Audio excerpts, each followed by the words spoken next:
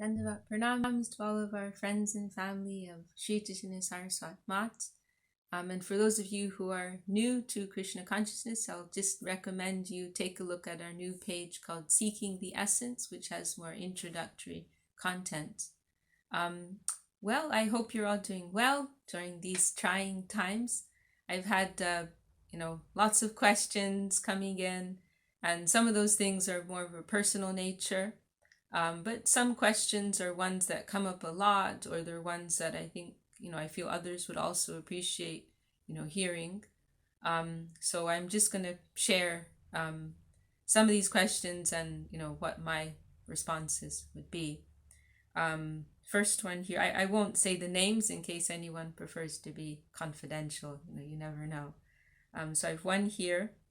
I wanted to inquire if you can kindly advise me about how to face the reactions that come from our bad karma, which I feel now they are from past lives, because I don't see any other reasons for that, and the loneliness and lessons it brings to us and how to overcome them. Well, first of all, we have to remember that this world is based on illusion. This world is based upon a mundane material conception of life, which is completely opposite to the nature of our of the soul and our high ideal. So therefore, everything that is apparently good and everything that is apparently bad, it is all on the negative side. So what I'm saying is, whatever takes place within the duality of this mundane world, whether, it is expressed as supposedly good karma, friends and wealth and job and comfort and so on and so forth, or whether it's expressed as bad karma in the forms of, as mentioned here, loneliness, or no money, no comfort, difficult circumstances, difficult relationships, so on and so forth. It's all in a negative platform. Neither are things to be hankered after by someone who's serious about their spiritual life. So of course we try to have as much as possible an environment that is comfortable, to the degree that it is supporting and facilitating our spiritual practice. But otherwise, we are not looking for comfort in this world. We are looking, but we don't want to be looking, and we must understand that ultimately it won't bring us anywhere. So if anything, when difficult circumstances come, they are more favorable for our spiritual progress, because they help to wake us up, they help to shake us up, and they remind us that this world is not a place to become comfortable. Srila Bhaktisiddhanta Saraswati Thakur, he once gave this explanation when he was questioned, why is there suffering? If there is a God, if we do have a loving Lord, if Krishna is really there, then how is it possible that he allows all these atrocities and difficulties and suffering to take place? And Srila Saraswati Thakur gave this response,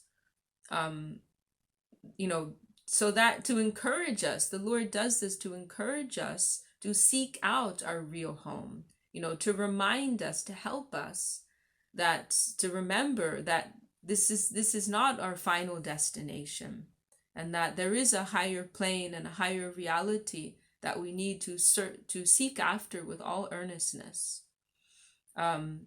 So Srila our Param Gurudev Srila Sridhar Maharaj, he emphasizes so much this verse of Srimad Bhagavatam, which he describes as giving the highest regulation given in any scripture. Tattenu kampam susamikshamano bunjane vatma vipakam. Bunjane vatma vipakam. Oh goodness, Tattenu kampam susamikshamano bunjane vatma vipakam. Oh my goodness, I've forgotten. This is terrible. But this famous verse, saying that one who understands, first of all, that what difficulty is coming to them is that that they are responsible for that, that no one can be blamed for that. As you're expressing very humbly, very nicely in your message, you're recognizing that this is your own, this is the result of your own previous activity. So number one, to recognize that. And then number two, on a deeper level, to perceive how the Lord's grace is there, to see how this is helping you.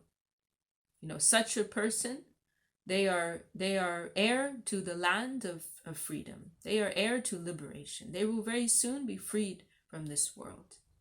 So we have to see that these things are they may be bitter medicine, but they are medicine, and they're coming to help us in our overall progress.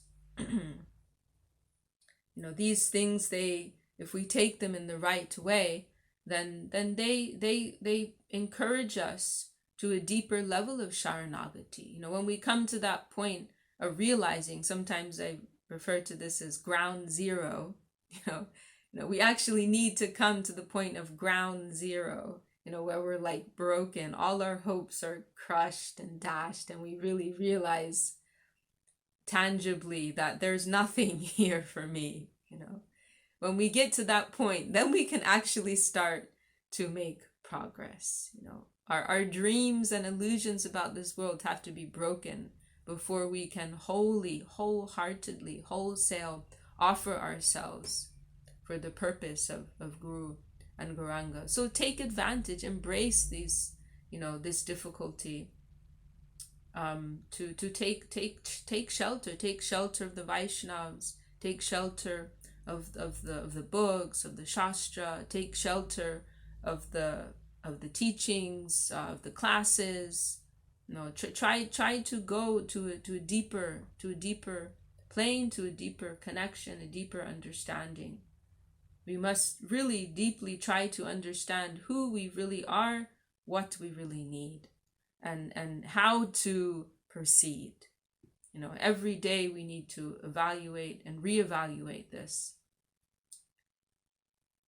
And in a simple sense, we can also say what doesn't kill you, it will make you stronger. I can say for myself in my life of attempting to serve, I've been through so many different situations, during the period when I was serving in Navadvip. Sometimes I would be alone, no other Westerner was there, and I had, so much, not only was I alone, but I had, so much service to take care of, so many things, so many buildings and different duties, and it's something that when it first comes upon you is very overwhelming, disheartening. You feel, oh, how is this possible? But in those moments of feeling helpless, that's when we really begin to invite higher grace to descend, through that necessity that's awakened in the heart by, through perceiving our own helplessness. Then we're actually inviting grace to descend. These things, they break us, and what they do is they awaken the spirit of humility within us. And humility is the first quality and is the last quality in spiritual life. We cannot go to take shelter. Doinya Atma Nivedam. First there must be doinya, first there must be humility, and then there may be Atma Nivedam, then there may be self-giving, then there may be taking shelter. So in those moments of helplessness, we really call out, we cry out for help. And, in response to that grace descends, and that gives us newfound strength. So we have to embrace all of these circumstances that come, and remember, what is the real goal of our lives? The real goal of our lives is not to be healthy, wealthy, and wise, or popular, or any of these things, comfortable. This is not the goal of our lives. The real tenor of our life, it must be progress. The onward march of progress. That is the real goal of our lives, and we must try to remember that. Okay, well, I hope that's of some help. Another question, one of our devotees is asking. I'm going to get a degree on the matter of spirituality. People think that spirituality can be attained without a religion. What I want to know is how a Vaishnava's culture point of view is marked by our Guru Varga in a way that common people can understand. So the main point here, I think, is about this issue of spirituality and religion. And I mean, part of the issue here is just how we're defining terms, but for the purposes of this conversation, let's define religion as a practice, and like a particular practice, and way of living. Let's say it's a way of regulating our lives. Let's for the purposes of this discussion, let's define religion like that.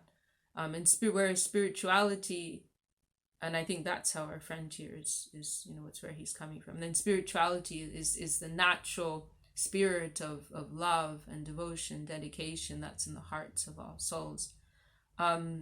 So yeah, this is like an age-old conversation, age-old debate. And really both have their place. Yes, that inherent nature, it is superior to any formal practice. It exists independent of religion. However, at the same time, for persons who are in a conditioned state, for persons who are disconnected from their real nature, then they need some help to awaken that natural spiritual nature within. So for realized souls, they don't need to follow any formal practices, because that nature is already, fully awakened and manifest. They can freely follow their heart as it takes them, because their heart is purified. However, the problem with us is we are in a contaminated state, and we need to get to a platform of basic purity before we can really begin a life of full-fledged love and dedication in connection with the Lord. So therefore, it is helpful to follow some type of formal practices. It is helpful to follow some regulated lifestyle, which will, and it has to be properly adjusted. It has to be, it can't be overly done, because it has to be like just enough, not more, not less, in terms of formal practices, religious practices. Because if it's too much, it can kill the natural. If there's too much emphasis on rules, regulations, formalities of religion, then it can kill the spirit of devotion and faith. This is a very important point. Srila Sridhar Maharaj talks about this in Sri Guru and His Grace. There's a beautiful section there. We are the messiahs of free love and free faith. He says that he expresses there, it's the title. So we cannot overdo it, but at the same time, if we underdo it, then we get too slack. Then that leaves us very susceptible to our mundane natures. We can be pulled by so many things in the environment. This is also mentioned in Upadeshamrita, Niyamagraha. Too much emphasis on the rules, that kills the spirit, and not enough emphasis on the rules, that leaves us in a weak situation. Neither are desirable. So we have to take the help of formal practices, religious practices, just as much as they can support the growth, the natural growth of faith and devotion. And when the soul is fully awakened, then they don't need to follow any so-called religion. So that's my general answer. If there's anything more detailed you'd like to hear, please let me know. Then I have another question here about serving in the temple. Our friend here felt like they were using the temple as a type of escapism, for purposes of escapism, because of some difficult circumstance in the world, and then they decided that this isn't the right way to engage in service, so better not to do it at all. Actually, this is I can appreciate the sincerity here, and I am happy this has come up, because it's something that comes up, from time to time. It's a question that people have. And I appreciate the sentiment and the sincerity here. However, this is not the idea, because it is not the correct idea, because we are not waiting until we are perfect. This is not the idea. No, the idea is that we offer ourselves, even if our intentions are wrong, and they will our Guru, Mahaprabhu, they will purify, the Vaishnavas, they will purify our intentions. In Prapana Jivanamrita, at the beginning of Prapana Jivanamrita, Srila Sridhar Maharaj, he in his humility, his extreme humility, he says that I'm writing this out of some desire for pratishta. I want the fame of a poet, he says. But I pray that the Vaishnavas, they will accept this offering, even though it's coming from me, a contaminated person, because it's actually offering something that is helpful for the Vaishnavas. They will accept it, and it will please them, and they will purify me of my bad intentions. So, we are actually in the state that we're in. We're not actually able to approach with pure intentions. But the idea is that with whatever is attracting us, we should just go with that. And in the course of our attempts to serve and dedicate, we will be purified. In Bhagavad Gita, Krishna mentions there are 4 kinds of persons who approach me. Artha, Artatika, Jigyasa, Jnani. Those who are seeking wealth, those who are suffering in some way, those who are curious, and those who are self-realized, are really seeking some spiritual purpose and connection. So, of these 4 persons, 3 of them, their intention is not pure. But at the same, but then, Krishna mentions they're all very fortunate souls. They're all very blessed souls. And in in the process of their trying to give themselves in one way or another, they will be purified. So, this point is made in different places. There's another famous verse in Bhagavatam, akama sarva kamo va moksha kama udaradi, that whether one has no desires, or whether one is full of desires, or whether one is seeking liberation, that person who is trying to serve me, they are the best of all persons. So whether their intention is polluted or not so important, because they're doing the most purifying thing. Shrinvatam swakata Krishna punya shavana kirtana hridyantasto bhajrani vidunoti suhritsatam. Hearing and chanting, through the process of hearing and chanting, all that is abhadra, means all that is impure, that is awkward within us, that is ungentlemanly, is one way it is put. All the bad stuff, basically, within us, through this process, supremely purifying process of hearing and chanting, they will all leave us. They will all go. So we have to have faith. Whatever our motivation is, we should take advantage of it. And take it's kind of like there's some medicine. You may give the child some medicine under false pretenses. You may say to the child, oh, this is some candy. Medicine's still going to work. They're thinking it's something else, but the medicine's going to work. Of course, it is a beginning stage, and as we mature, our conception should develop. Why we came will not be why we stay and why we continue. But any reason that gets us to go and to start it, to give ourselves, we should embrace that. So, another point is analysis leads to paralysis. Srila Sridhar Maharaj mentions this too. If we sit and analyze too much, we won't get anywhere.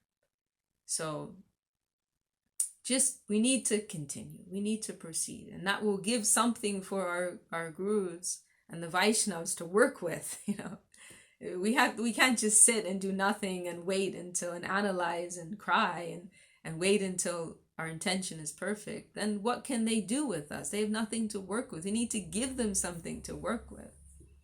So, by whatever means, there's another verse, Yena Tena Prakarena, Manasa Krishna Niveshayat. By hook or by crook, by any means possible, get your attention on Krishna. And he'll do the rest. And the Guru and Vaishnava, they will do the rest.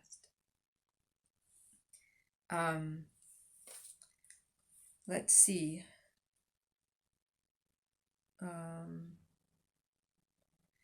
Some other things are mentioned here, but it's a little abstract for me. But I think I've covered the main point here. He's mentioning how I don't want to be a tourist. I don't want to be a spiritual tourist. Yeah, I mean, what can I say? The fact that you have this type of consciousness, this inquiring nature, is very healthy. And it means that the real answers, they'll come to you. The real path, it will manifest for you. But don't stop, keep going. Don't stop, and you're in the middle of the game. You're in the football game. Don't sit on the side to reassess your strategy. And then it's going to be game over. Like, keep moving. Keep going with the game. And in the course of your game, the answers, the doors, everything will come to you, will open for you. Yeah, and the thing, and we have to remember, and this is another thing that comes up sometimes with my friends, is that we cannot expect to go from kindergarten to PhD. Yes, our understanding is superficial. Yes, we're doing everything wrong. Yes, we're not able to do real service, but that doesn't mean we're meant to stop. Yes, we don't have the real realization, the real conception. We don't have real devotion. But what are we going to do? Are we going to sit down and give up and cry? No, we have to be hopeful. We are hopeful. We are optimistic people. We believe in the power of grace, of divine grace. So we have to keep that hope and optimism. And with whatever little we have, Gurudev used to say, if I have $5, I'll make my business with $5, So some people have $1,000 or $1 million to make their investment.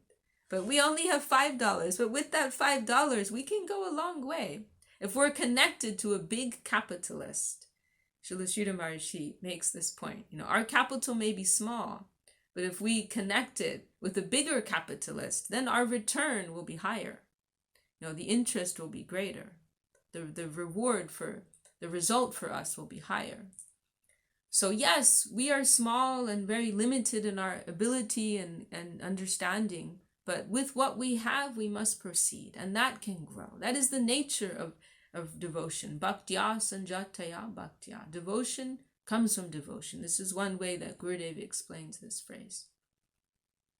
If there's a little, spark, something real, it must grow in the right environment, in connection with the real Vaishnavas and Seva, then it will grow. So we must be hopeful. We must be optimistic. We are not depending on our own strength, our own power. This is something we always forget. We're depending on the power of Guru and Gauranga, Vaishnava. So we must proceed with that type of determination and optimism. This is mentioned also in Upadeshamrita. Okay, and then the last question here was about sukriti, different kinds of sukriti. And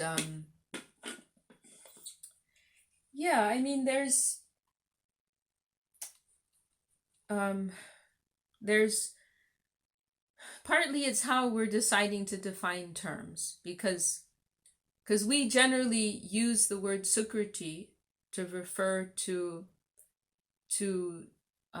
spiritual merit that comes from the transcendental plane, that as distinct from karma, and then we'll usually use the word punya to refer to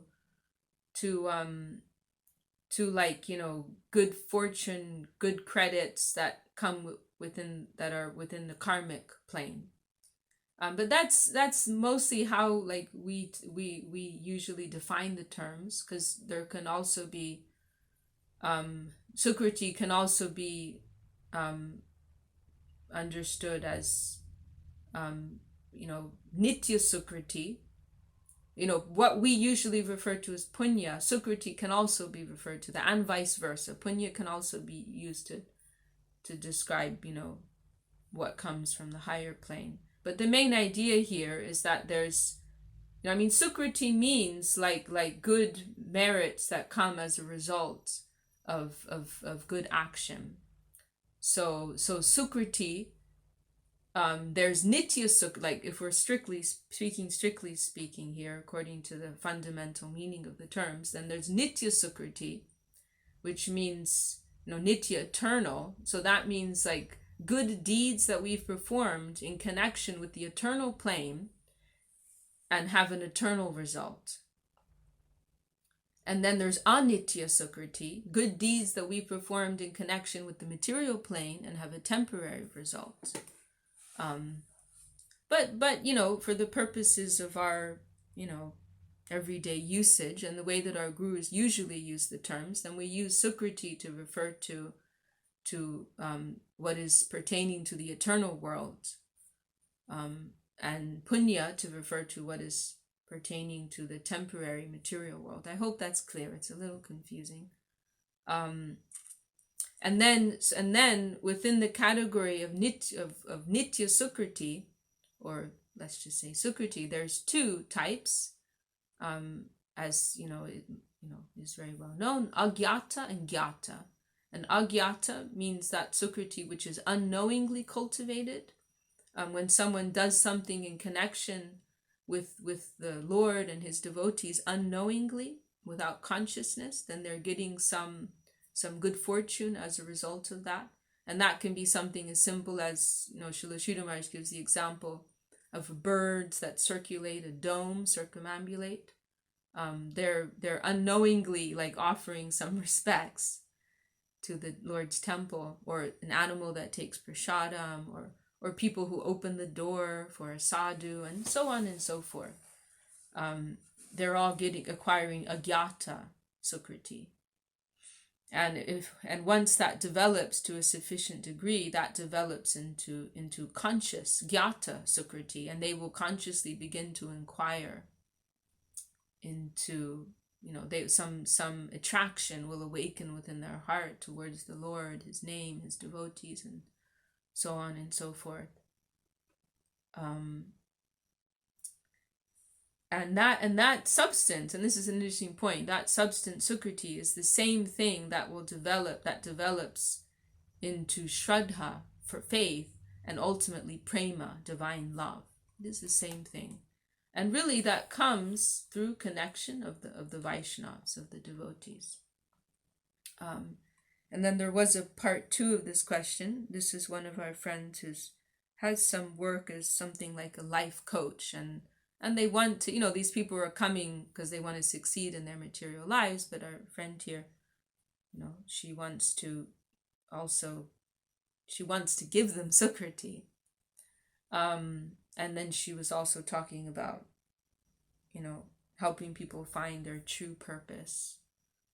Now this matter of true purpose, finding your true purpose, the way I would present this to persons, and this is how it is discussed in Bhagavad Gita, and you can look at Bhagavad Gita chapter 2 verse 31. There's a very nice clear purport there where this point is explained, and it's a very clear and simple way and digestible way, because you don't want people who are very, they're not interested really in Krishna consciousness. You don't want to shove things down their throat.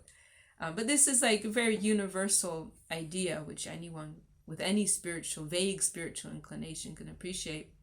And that is to make this distinction between our nature within the relativity of this world, within the relativity of the particular karmic identity that we have at present, and then to conceive of our purpose in relation to our eternal nature as spirit souls.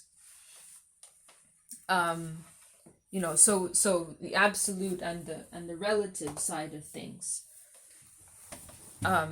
So to give people some perspective that, okay, you have this calling, and I want to support you in that, as whatever it may be, a writer or a singer, or I don't know, whatever it may be, an accountant, or you want them to be supported, and they're feeling like, this is my passion, and I want to succeed here, etc., etc. But at the same time, to give them some perspective that this is only a part of who you are, and this is a temporary part. So you have that desire now, but understand, according to the Vedic teachings, there's a deeper purpose inside of you. There is the plane of, there's the soul plane, and that has an eternal identity in connection with the Lord. So that also needs to be nourished. And then you just have to see, like, maybe they're not interested in that right now. You just have to see how interested they are. If nothing else, at least you can give them some perspective that there's more to life than just fulfilling your purpose within the relativity of this world here and now in this particular karmic identity. Just giving them that perspective is a big step. And then if they're interested to know more and they want to go a little deeper and give nourishment and try to awaken that other, fulfill that other purpose, deeper purpose, then you can just see what they're ready for. Maybe chanting the Lord's names, to chanting the Maha Mantra. If they're more ready, reading something from our gurus, something very introductory. So this is an important point, and this is something mentioned in Brahma Samhita. Because Lord Brahma, he's in the same situation, Lord, and this is what is called karma mishra bhakti, bhakti mixed with our karmic nature and desires. So Lord Brahma, he has this desire to create. This is in the mode of passion, right? Rajagun. And it's a material desire, actually. No offense to Lord Brahma, he's the head of our sampradaya. But at the same time, he has real devotion, and he's just expressed, I'm looking at Brahma Samhita here. Prapana Jivanamrita is also here. So, and if you look in those last 5 verses, they're very helpful in this regard. And Krishna instructs him there, and he tells him that try to make your work an offering to me. So you have this attachment to this particular work. You can't give that up. And I'm not going to rip it out of your hands in the same way that I'm not going to rip a bottle out of the hands of the baby. Could be traumatic. So instead, try to make that an offering unto me. Don't reject it. Just try to connect it. And through that offering, purification will take place, and one will progress to a deeper level of understanding and devotion. I think that was it. You were also mentioning something about yukta vairagya. Yukta vairagya literally means proper renunciation, and this is a concept that has been given by the Goswamis of Rup and Sanatan. And was implemented by Srila Bhaktisiddhanta Saraswati Thakur.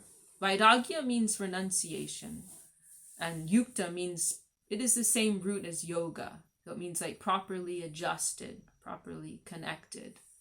And the idea there is that we are taking the facility, just as much facility from this world as we need to maintain ourselves, and as is in the interest of Krishna, and not more and not less, So in other words, not that we completely reject the things of this world, but we engage them.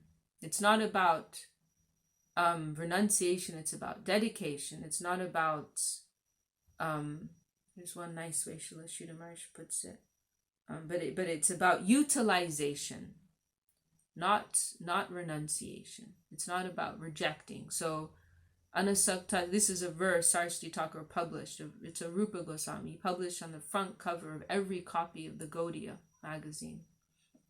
Anasaktasya vishayan yatarham upayunjata nirbanda Krishna sambande yukta vairagyam uchyate. This is the definition given by Srila Rupa Goswami. That everything in the environment, that everything that we perceive in the environment, we will try to perceive it with inner detachment. We will be detached, we will detach it from our own interest. And at the same time, we will see it nirbanda Krishna sambande. We will see it in connection with Krishna's interest. So we see something beautiful, something wonderful, something enjoyable, something attractive. We don't say, oh, no, no, no, no, no, no. That's a bad thing. That's evil. That's Maya.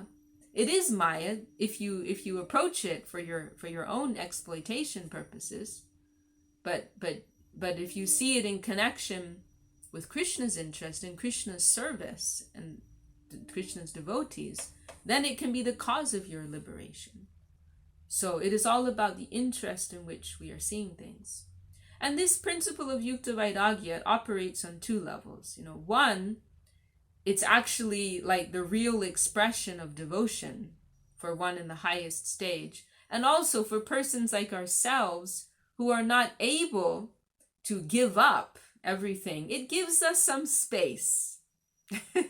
It gives us some excuse. It gives us some room. We cannot live like the Goswamis of Vrindavan. We are in our present stage. We have dependency and too much attachment to various material facilities and attractions, so on and so forth. So instead of completely rejecting them, we're trying to gradually devote them to the Lord's interest. We're trying to, dovetail the two. Srila Swami Maharaj would talk about that. We're trying to put the two together. And in that way, we have some space to gradually, the internal idea will change. The activity won't need to change necessarily, but the internal conception and the internal interest, it will change. Okay, well, I've talked a lot. Don't want to talk your ears off. So I'll stop there, and I'm always happy to address the questions that the devotees send in. It's keeping me alive, keeping me on track, keeping me focused. I'm so grateful to all of my friends.